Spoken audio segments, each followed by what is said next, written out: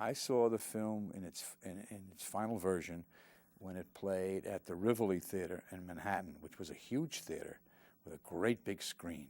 And the members of my family and guests were invited. And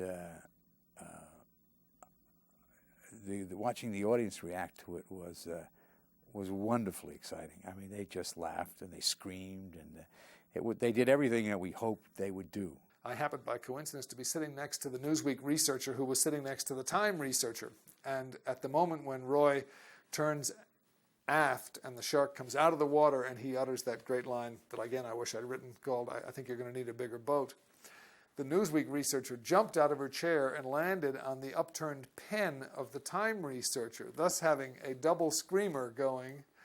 And I thought right then we have a fairly successful movie going on here. There was applause at the end of the movie. The movie ends, we're swimming away, it says the end, and they went crackers.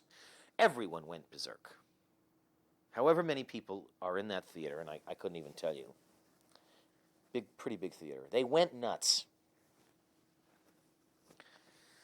And then they sat, and they watched all of the credits.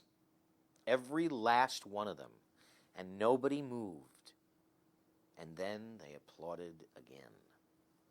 And I've never seen that. And I remember walking out on the sidewalk at the end of it, and I looked at Dreyfuss, and he looked at me, and he ran over, and he jumped up in my arms, and he said, "We're sensational. We're great. We're terrific." And I said, yeah. At the end of that evening, I walked out, and I ran into Dreyfuss in the street, and we went to a bar, and all Rick could say was, "He did it, he did it, he did it." And I said, "Who did it? What are you talking about?" He said, "Spielberg did it, he did it." It was a hell of a moment.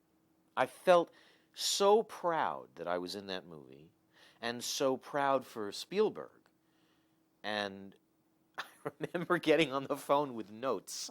I was saying, "And you gotta do this, and you gotta do that." And